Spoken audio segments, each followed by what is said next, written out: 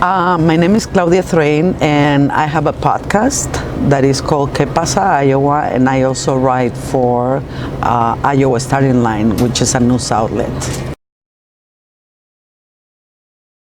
So basically, Qué Pasa Iowa was born out of years and years of me advocating, basically. Since I moved here in 2000, coming directly from Mexico. I got involved with an organization that is called American Friends Service Committee, and I just started volunteering, and I saw the need in the community, in the Latino community, of resources and help. So I started getting involved and advocating for the Latinos, and more than anything for undocumented immigrants also. After a few years, there were not that many people doing what I was doing, which was advocating. I was going crazy, going everywhere, and I thought it has to be a smarter way to help my people. So I started going to the radio, Spanish, one radio station, and bringing different guests talking about different things, basically giving information to Latinos about the system, about their rights, about different things. And maybe like a year and a half, almost 2 years ago, that radio station was bought by a Republican, which he doesn't like me. I don't know why. And I thought this cannot be a good match. So I got out, and we took the person that I was doing the radio station, the program with. We decided to take it to social media, and we created Qué Pasa Iowa. And basically, we've been using Qué Pasa Iowa as a platform. So we talk about civic engagement, we talk about the system, pretty much everything that we can to help the community. Well, you need to be in contact with the community, and basically you need to know what the issues are. Just to give you an example, maybe a few weeks ago, maybe a month or a month and a half ago, there was an issue. One white woman ran over a teenager because she was Mexican, and so I knew the family, and we know many families. So you need to know what's going on in the community. So you talk about those issues. But besides that, many people come to us and they tell us, hey, there's this problem in this school and things like that. So we try to talk to, and also you try to talk to the authorities and bring them and talk to the community at the same time. The owner of Iowa Starting Line, he came to me. Somebody talked to him about me, and he came to me and he asked me if I wanted to write for them, because they wanted to hear more from the Latino perspective, which I totally loved. And to be honest, I never wrote before, and I was very nervous because it was, English is my second language, and I was like, okay, so I'm gonna try it.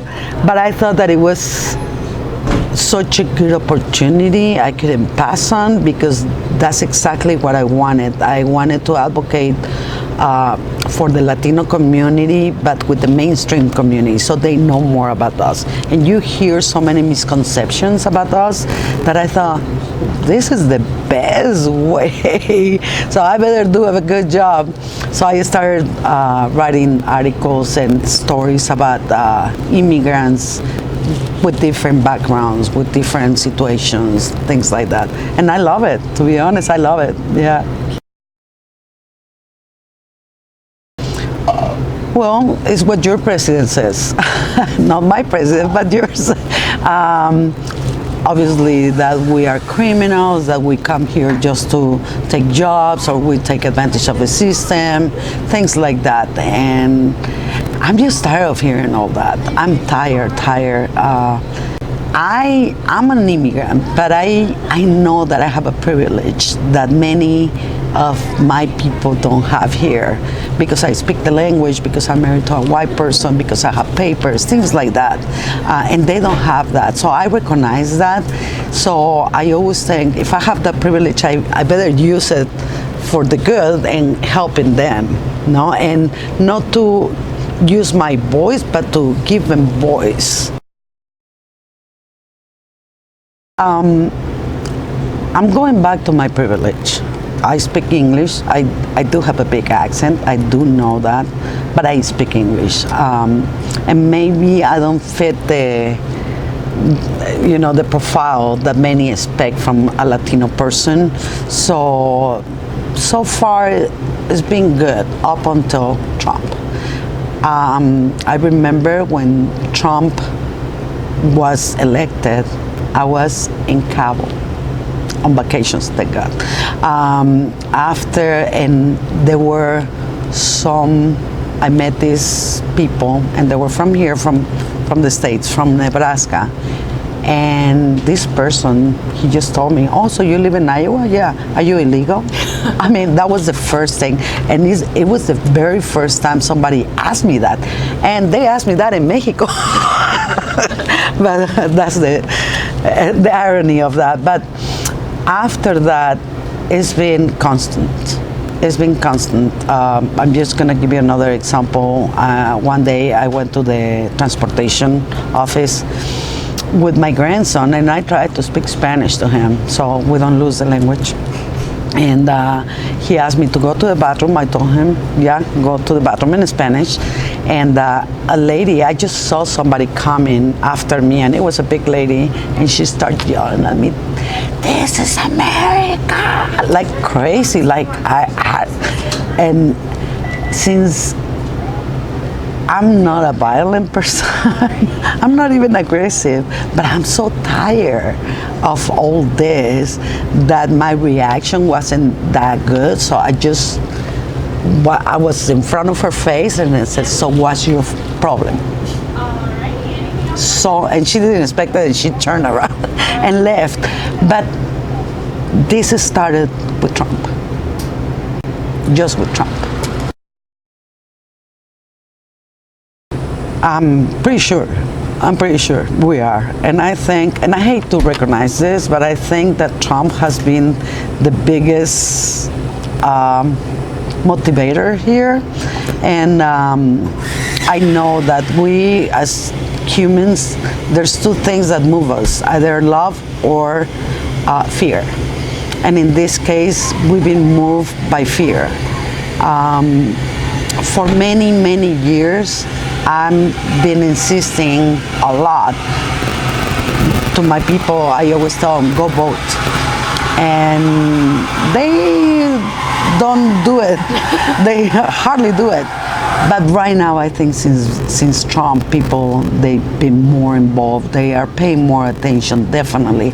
And I also think that the campaigns are recognizing that we as Latinos have more power. And so it's both sides. I think it's the campaigns, and also people are awakening. Yes, I think there are some campaigns and candidates that they've been intentional in regards to reaching out to the Latino community, and others, they just ignore us. So I really admire Sanders' campaign, because they have been intentional. They really are intentional in regards to reaching out to the Latino community, going to soccer games, bringing people, having parties, things like that.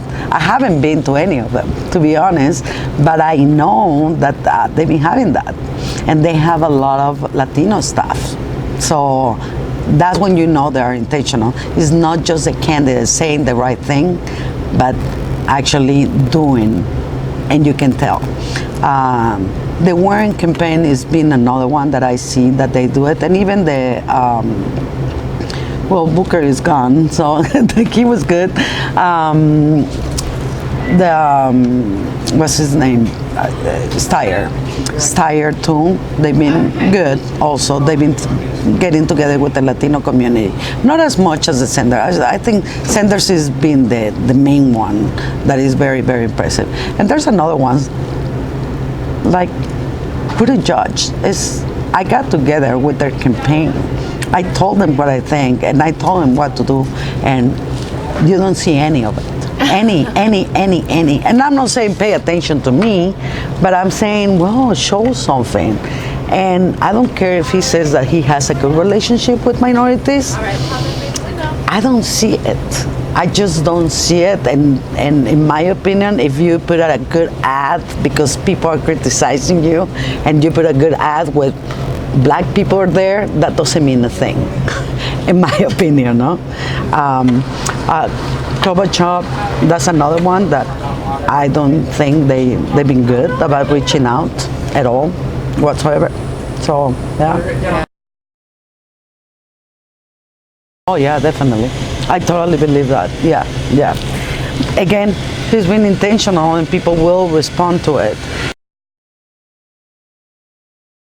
Definitely number one is immigration, but it's not the only one. Many people think that that's all we care about, and it's not true. I think we care a lot about healthcare, many, and education is so important since we care so much about our kids and family. It's important, and obviously it's the economy at the end, no? But I would say from what I've been talking to people, I think immigration will be the first one. With millennials, climate change is important too, with millennials. But I say education, healthcare, immigration, and climate change. I think it's everything about immigration. We've been seeing so much abuse from this administration towards our people, no matter where they come from, and people of color in general, but more of the attack has been against immigrants. That I think it worries us. All the people, like I see all the refugees coming and not being accepted, or the kids being in cages, and millions of undocumented people living in this country. So at the end, we see that, and I know many people that are undocumented. They are really, really good people, and they are contributing to the economy, but they are always in fear, and more now than ever. So at the end, I think it's immigration in general. Some. It's been really from a really, really good or nothing. So I cannot say, oh yeah, no. Like I said, it's just some. They have shown a lot of interest, and the others, pretty much, they ignore the Latino community. I cannot stress it. I mean, anything that I say is not enough to stress the importance of us going out and voting and getting involved. So first of all, they see our faces. That's the most important thing, is that they see our faces, because we do exist and we're going to stay here, regardless if they want us or not here. Second of all, we all have a voice. This is enough for us to be quiet and submissive and let others take decisions for us. It's time for us to take charge and say, no, I have a voice and I'm gonna use that voice. Not everybody has that privilege. So whoever has it, we need to go out and vote, either the caucuses, either a presidential race, or even at the local level. You can make the difference. Though we have the power, is my message. Ya se me olvidó. Ay, si no. Mi mensaje para la gente es esta. Ya es tiempo de que nosotros nos involucremos. Es tiempo de que nosotros usemos esa voz que nosotros tenemos. No podemos seguir permitiendo que otros hablen por nosotros y tomen decisiones por nosotros. Tenemos que salir. Primero nos tienen que ver nuestras caras y darse cuenta que estamos aquí, que nos vamos a quedar. ya sea que nos quieran o no nos quieran, nos vamos a quedar aquí. Y la otra es que tenemos ese derecho, y los que tenemos ese derecho debemos de usar esa voz y no permitir que nadie más hable por nosotros. Y la mejor manera de usar esa voz es ir a votar, ya sea a nivel local, ya sea a nivel estatal, ya sea a nivel nacional. En los caucuses tienen que saber que tienen ese poder y lo tenemos que empezar a usar. No podemos seguir siendo sumisos y permitir que otros hablen por nosotros. Así es que mi último mensaje es que sí tenemos poder, hay que usarlo.